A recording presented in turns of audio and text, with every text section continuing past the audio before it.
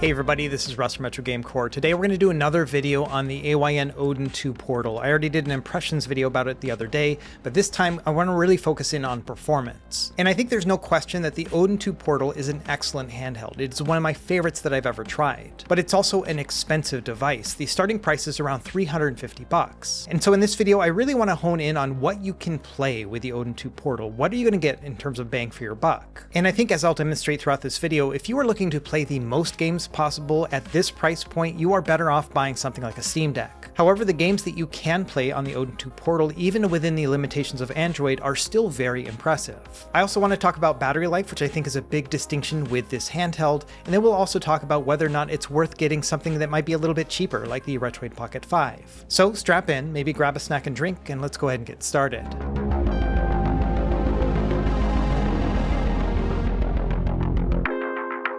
Okay, before we jump into the actual performance testing, I have a couple points of order, things that I want to update from my previous impressions video. And this is mostly going to address some of the questions and comments that I got from the previous video just to help clarify things. Let's start with the dock. So AYN has an official dock, and people were wondering how it is as far as a docked experience. Now, the dock was originally made for the Odin 2. It's got all the hookups that I would want, including video out, Ethernet, and then 4 USB ports. It's also got a fancy top to it where you can actually add your own M.2 drive. And so if you'd like, you could expand your storage, but only when using it in docked mode. If you have certain games you only want to play on a TV, this might be a good solution. And the Odin 2 portal is compatible with the official Odin dock. The Odin 2 is a little bit of a more snug fit compared to the Odin 2 portal, but yes, this will definitely work. And so if you are looking for a docked experience, you can use the official AYN one. Now, as far as testing, I did not do a lot because there's a known bug in that the video is actually outputted upside down. This is just one of those things that happens with early release software, so I would not lose any sort of sleep over this. This is just part of the process. Either way, playing these games upside down just wasn't a lot of fun, so we'll save the docked experience for the actual review unit. Now, another question I got a lot, and something I deliberately did not cover in my last review, is Odin 2 versus Odin 2 portal in terms of ergonomics. And I think I mentioned it offhand, but yes, the Odin 2 portal is actually thinner than the Odin 2 when it comes to the overall feel of the grip. Measuring the grip at its thickest point is about 31.5 millimeters with the Odin 2 and just shy of 27 millimeters with the Odin 2 portal. And so there's about a 4.5 millimeter difference between the two just in overall thickness. And for me, this is a bit paradoxical because you would think that a larger device would have a larger grip. But instead, AYN went the opposite route. I think they were going for a more sleek form factor. Now, I've got so much muscle memory with the Odin 2 that it just feels second nature to me when I hold it. It's got a more rounded feel to it, and my hands have just really adjusted to it because this is my most played handheld over the past year. And so I think it is a little unfair to do a direct comparison between the Odin 2 and the Odin 2 portal right now. And so this is something that I also want to save for the final review. When it comes down to it, I do think the Odin 2 portal is just a little bit too flat feeling, especially compared to the Odin 2. But one nice thing I heard just yesterday is that AYN is working on a grip for this, and so they'll have an accessory that you can buy if you do want to have more ergonomic bump. Either way, when it comes to ergonomics and grip, I think this is still a work in progress, so we will talk about this more when they start actually shipping.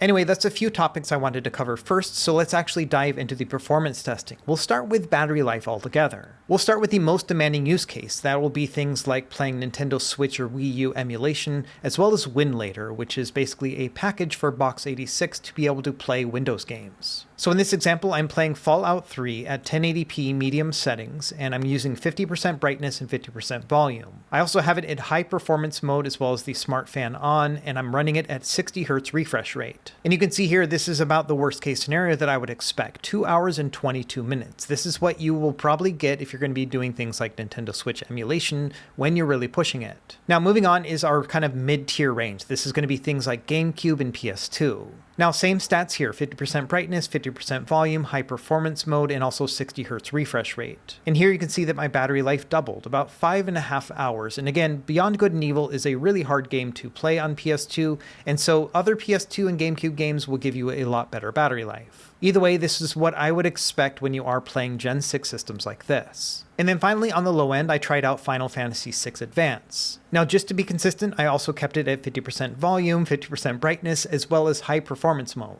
Now, putting it into standard performance mode will probably give you even better battery life, but I think that these numbers are good enough for me. And bear in mind for this, I didn't play this game for 16 hours straight. Instead, I ran it for an hour and then just did some calculations to see what that would be for the entire battery. So these are not going to be true numbers, but it's going to be a pretty close ballpark.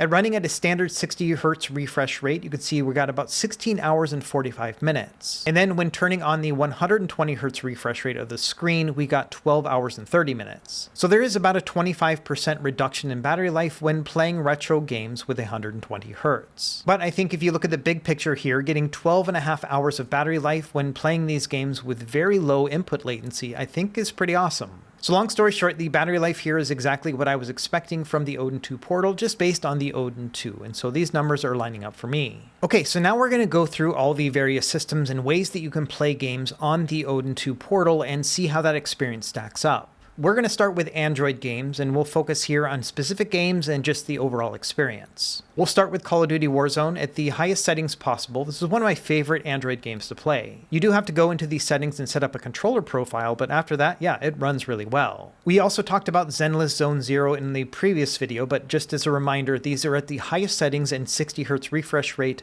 and yes, this game also is playing very well. Like with Call of Duty, you'll have to go into the settings and turn on the controller profile, and one annoying bug is that it'll go back to the touch profile every time you restart the game. Thankfully, it's only a couple button presses to actually swap it out, but yeah, this is an excellent way to play this game. I could probably play through the whole thing like this. Moving on to other Android games, those that might not be as taxing like Stardew Valley or Vampire Survivors, these also had really great performance and they looked great on this big ol' screen. I also tried a couple games that support a 120 Hz refresh rate, and it's hard to convey here on a 30 frames per second video capture, but yes, these also really played well. It really is going to come down to which games have native controller support, and sometimes you do have to go into the settings and toggle that on because it is usually going to be primarily touchscreen. But generally, the only thing you have to do is maybe turn that on and then sometimes go into the graphics settings and bump that up as well, because this device can definitely handle it. And so in general, I just think your standard Android games are going to be a really great match for this device. After all, the Odin 2 Portal is really just a small tablet or a large phone that has controls already attached to it. And because we got a 16:9 aspect ratio screen, almost all these games are going to scale perfectly. Plus, you've got the added bonus of a beautiful 1080p OLED panel, which just makes all these games pop. Another aspect worth considering are the many Netflix games that are available on Android. For these, you will need an active Netflix subscription, and basically the first time you start up one of these games, it'll ask you to log in. From then on, it's going to remember that you were logged into this device, and so all the other Netflix games that you download will be playable here. And many of these games are PC ports, and some of my favorite indie games, and I love the fact that I can just play them on here with one single login. It's not quite at the point where I would recommend getting a Netflix subscription just to play these games, but it is a nice bonus. So long story short, when it comes to Android gaming, this is going to be great, and these are all games that I tested with native controller support. The Odin 2 Portal also will have built-in software that will allow you to do key mapping, so even if a game doesn't support controls, you can use that software to mimic that, and that's going to work great for games like Genshin Impact. Now moving on, let's talk about streaming. Now we already talked about this a bit in the impressions video, and yeah, all this is going to work great. When it comes to PC game streaming, you've got a couple options. We're going to focus on local streaming right now. Probably the easiest way to get set up is just to use Steam Link, because if you have Steam running on another PC in your house, it's going to find it and you can just get set up like that. You might notice that I have black borders around the screen, and that's because I'm streaming from a 16:10 tablet PC, so it's actually forcing that aspect ratio onto my screen here. So this generally won't be an issue, but I just wanted to mention why we are seeing a black border like this. Now on the AYN Discord, they mentioned the Odin 2 Portal will have HDR support. And so what I did in order to test that is I tried out Moonlight game streaming, because that has an enable HDR function. Now unfortunately, I tried out quite a few games as well as PCs and GPUs, and none of them actually registered the HDR when I was streaming over Moonlight. I'm not really sure what's going on here. I think it might take a bit more configuration, but as it stands right now, yeah, unfortunately I couldn't get HDR to work. And so this is something that probably needs a little bit more research from me and testing just before I can say that yes or no, it has HDR. According to an app called Display Info, this screen does have HDR support, so it may end up just being some sort of configuration issue. Okay, now let's talk about Winlator. Like I mentioned, this is a Box 86 or Box 64 container. It does take a little bit of time to set up, but once you have it configured, you can install your own games directly onto this device. Now, the easiest way to do this is to go through GOG.com because they have DRM-free games. Essentially, all you have to do is just download the installer package offline and then put it on your device and then load it via Winlator. Once you have it installed, it is going to take up space within your internal storage, but then you can load up games. Now, compatibility with games is still kind of rough. I would say this is mostly experimental. The most tested games I've seen so far are Bethesda games like Oblivion, as well as Skyrim, and then also Fallout 3 and 4. I think Fallout New Vegas also plays really well too. Now, I'm running out of storage space on the Odin 2 portal because I've been installing so many different Android games, so I was a bit limited in all of my testing. But at the very least, I did install Fallout 3 Game of the Year edition, and this one was working great. I'm playing all these games in 1080p, and this one is in medium settings, and I'm having no hitches whatsoever. The battery life, like I mentioned before, is not the best, but I would still gladly play this game on this machine. I put about 2 hours into it altogether over the past couple days, which is a lot because I had a lot of games to test. It is pretty crazy to be able to play a game like this, which is not available on Android, directly on an Android device. Now, of course, the easiest way would be to just play it on something like the Steam Deck, but it's still always fun to see what you can get away with.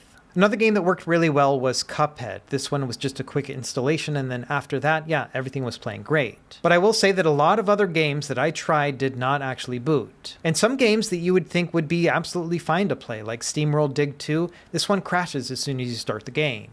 Same thing with some older PC games like Serious Sam 2, I was not able to get this one to load either. And so it will be kind of hit and miss how each of these games will play. You know, another one that I tried out was Narita Boy. This one for the first like 5 or 10 minutes was actually great, and then just all of a sudden it froze. So all in all, I would say that Winlator is definitely an option that you can have with an Odin 2 portal, much like it was with the Odin 2, but I don't think this is something worth buying this device for. So now let's move into emulation, which I think is probably the primary reason that many people will be buying the Odin 2 portal. Now, I spent a lot of time talking about emulation, especially when it came to black frame insertion in my previous video. So if you want to learn more about that and what it takes to get set up, then I would reference that video instead. But as a quick summary, because we have a 120Hz screen, black frame insertion is a viable option. But it is something that has to be manually configured, and even then, not every core is going to work well with it. I found for the most part it was Game Boy, Game Boy Color, NES, and Genesis that played the best. And when it comes to these 4x3 systems, you are going to get some pretty significant black bars on the left and right. This is just what happens when you have a 16:9 display. But a 4x3 image is going to be pretty big on this, all things considered. It's going to be about 5.7 inches. And I do think if you end up getting the black Odin 2 portal model, this one actually might make those black bars just seem a little bit less wide. That's because of the bezel-less display. It'll essentially just fade into the rest of the shell, and so I think it'll look very good, like it does on the Retroid Pocket 5. So long story short, I do think that 4x3 content is going to look pretty good here, but it'll probably look the best with the black model.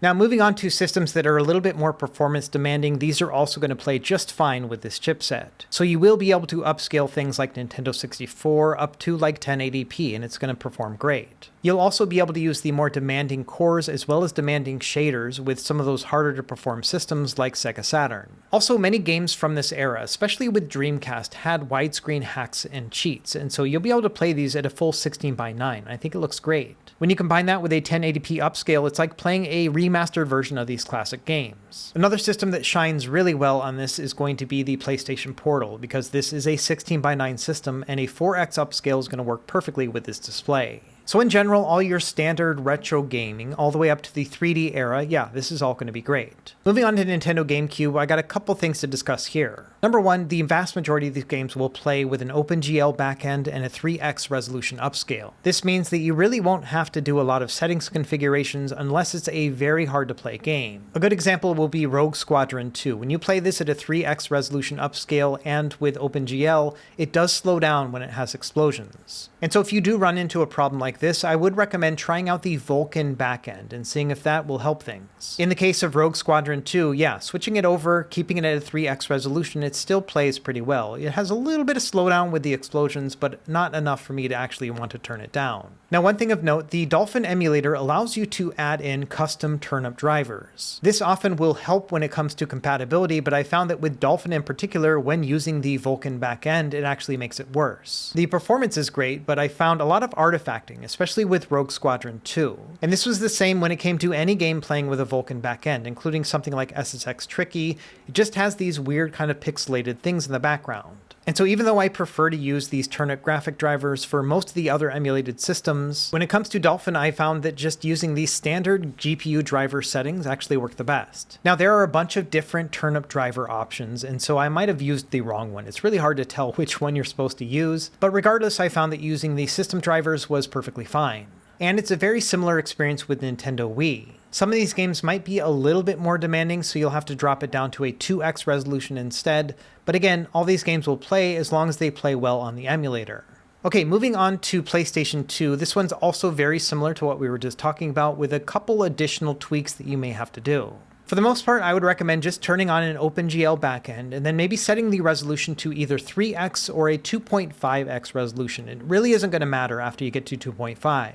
And then from there, you'll just have to adjust the graphical backend depending on the performance, and some of these games will be a little bit hit and miss. And really, it's no fault of the Odin 2 Portal when it comes to performance power. It more has to do with the emulator itself, which hasn't been in development for quite some time. And so you might run into a game here or there that will have some problems, but it's going to be very, very few and far between. The general experience that I've had with it is mostly plug and play after you'd adjust it between the Vulkan and OpenGL backends. Some games may require specific graphics tweaks, and they will usually tell you when you start up the game saying, hey, turn on the blending accuracy to high for this particular game. And so other than that, most of these games will just kind of be out of the box playable at a 2.5 or 3x resolution. And it's also worth looking into the options menu within each of these PS2 games. So for example, if it supports progressive scan, I would turn that on. And then same thing if it supports a native 16:9, I usually will turn this on, even though I do have widescreen hacks on as well. But other than those little tweaks, this is mostly going to be plug and play for PlayStation 2. A couple games will require some experimentation. For example, with Jak 3, I found that the best way to get this to work perfectly was to turn on OpenGL 3x resolution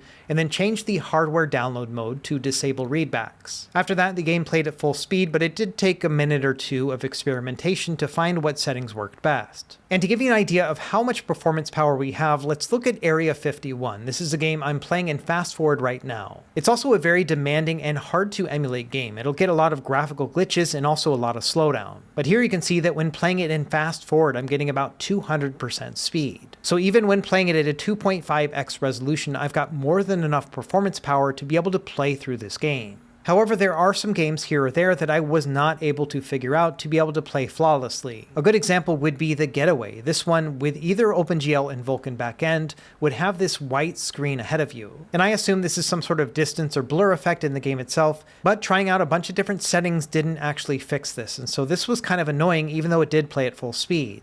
Now, turning on software rendering will make it more accurate and you won't have that white part, but this will drop it down to a native resolution, and then anytime you do a crash in the game, it's going to bog down quite a bit. And so this is one of the few games where I would say it's probably not going to be a great experience unless you're able to figure out a hack that actually makes it work better. Long story short, yes, this is an excellent PS2 handheld. It's not going to be able to play every single game in the catalog, but I don't think there's any handheld that can. And keep in mind that there were over 4,000 PS2 games released, and so even though there may be a few that won't work perfectly, there are thousands and thousands of others that you can play.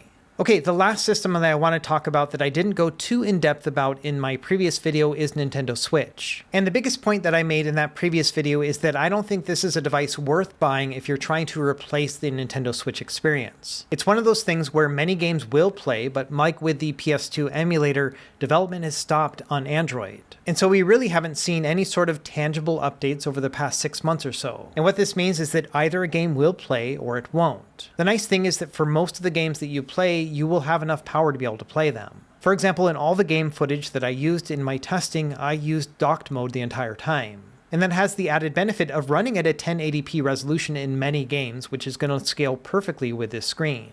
And one of my favorite things about Nintendo Switch emulation on the Odin 2 Portal is that there are a bunch of indie games and PC ports that you can play just emulated here on Switch, and it's going to be a great experience. For example, the Cuphead game that we tried to play through Winlator also has a Nintendo Switch port, so you could play it either or. But also bear in mind that some of these Switch ports are pretty haggard. For example, the original Doom, this thing has so many hacks applied to it to be able to play on the Switch. I mean, it's always amazing that this game was even released on the Nintendo Switch, but they had to do quite a lot of work to get there. And even when playing it in docked mode, it is a pretty herky-jerky experience, much like it is on the original Switch. So my advice here is that yes, Nintendo Switch is kind of a bonus system for the Odin 2 Portal. It's not something worth buying the device for, but it's pretty amazing how many games will run well on it. But bear in mind that there is a limit of how many Switch games will run well. Let's take a look at Minecraft Legends. This one, performance-wise, is just about there when it comes to docked mode. It has a little bit of hiccups here and there, but honestly, the original Switch game had the same hiccups. So performance-wise, I think it's okay, but you can see here in the graphics that it's got a lot of weird shading issues. The shadows are just way too dark here, and it just doesn't look right. If I switch over to the cartridge on the Nintendo Switch, you can see that it's a lot more balanced looking. So this is one of those games where performance-wise, yes, it can play, but you may have to experiment with graphical drivers to see which one is going to work best. And even then, using those third-party graphics drivers may not solve everything. There were plenty of games that I tested, like Lego 2K Drive, that just would not work when I got into the game. Other games, like Disco Elysium, would get me through the main menu, but as soon as I tried to actually get into the game, I would just get a black screen. Ni no Kuni is another game that I just couldn't get to play. It basically would just do a boot loop through the intro screen. And so this is what I mean when I say that you shouldn't buy a device for Nintendo Switch emulation, because this might be your favorite game in the world, and it would be a big bummer if you couldn't play it. For example, one game I was really looking forward to trying out on this device was Assassin's Creed 2. I love the idea of playing an Xbox 360 era game on an Android device. But unfortunately, as soon as you start up the game, it just freezes, and so this is not something that you could actually play. And there are always inherent limitations to trying to do emulation. A great example is Sea of Stars. This is a game that I almost beat on the original Odin 2 via the Yuzu emulator. I probably put about 30 hours into it, and then I got to one of the later stage parts of the game, and then it just crashed. At first I thought it had to do with the Yuzu emulator within Android, but then I took my save game and loaded it up in all the other emulators available between Windows and Linux and everything else. And unfortunately, every single emulator for Nintendo Switch would crash at the same part. And so this doesn't really have to do with the device itself or really the emulators, just the nature of emulation in the first place. I dedicated 30 hours to playing this game before realizing that I wasn't going to be able to finish it, and that was quite a bummer. So all this goes back to that same advice that I had, and that I wouldn't recommend buying this device for Nintendo Switch emulation because it is a compromised experience. When it works, it really works, especially when playing in docked mode, because you can play these games at 1080p, unlike on the native Switch when in handheld mode. But there is no guarantee that your favorite Switch game is going to give you that exact same experience. So again, Nintendo Switch emulation is nice to have on the Odin 2 Portal, but I think that something like PS2 and GameCube is really where the device shines. Okay, and one last thing worth mentioning is the Odin 2 Portal versus the Retroid Pocket 5. I've gotten a lot of questions and comments about this. And the major question is whether or not it's worth the $100+ difference between the Retroid Pocket 5 and the Odin 2 Portal. And of course, it will come down to what you're looking for in a handheld. But I will say that if it is performance you're looking for, then the Odin 2 Portal has it in spades. On both of the devices, I did a Wildlife Extreme test at the max settings that I could. And you can see here that the Odin 2 Portal outperformed the Retroid Pocket 5 by about 250%. So if you're looking for raw performance power when it comes to just pushing through things like emulation as well as high-end Android games, and then things like Winlator, then yes, the Odin 2 Portal is going to give you a lot more to work with. And when it comes to battery life, it will be slightly better on the Odin 2 Portal. However, I was surprised to see that it was fairly close. I lost about 13% battery on this 20-minute test on the Retroid Pocket 5, and the Odin 2 lost about 12%. And so they both have excellent battery performance even when pushing them to the max. I think when it comes down to it, the big difference here is going to be what specifically you want to play and how you want to play these games. If you prefer a D-pad centric device, then obviously the Retroid Pocket 5 is going to win in that regard. And if you also prefer a larger screen, then obviously the Odin 2 Portal is the way to go. But when it comes to overall screen quality, as you can see in this footage here, I can't really tell a difference between the two. They are both excellent. At that point, it's really going to come down to what kind of games you want to play. If you really want to push it on things like Nintendo Switch and Wii U and Winlator, and then also if you want to try to play every single PS2 game that will run on Nether SX2, then yes, the Odin 2 Portal will set you up better. But if you're okay with playing most PS2 games and quite a few Nintendo Switch and Wii U games, then the Retroid Pocket 5 might be good enough. So in a nutshell, like with all things, it'll really come down to you and what kind of research you want to do. I think in general, the Retroid Pocket 5 is probably a more practical purchase, but the Odin 2 Portal is kind of amazing with that 7-inch screen. Anyway, that's really about it for this video, so no big surprises here. The performance here is exactly like it was on the Odin 2. But there is something special about playing on the Odin 2 Portal, and it mostly has to do with that screen. So let me know what you think in the comments down below, and as always, thank you for watching. Be sure to like and subscribe if you found this helpful, and we will see you next time. Happy gaming.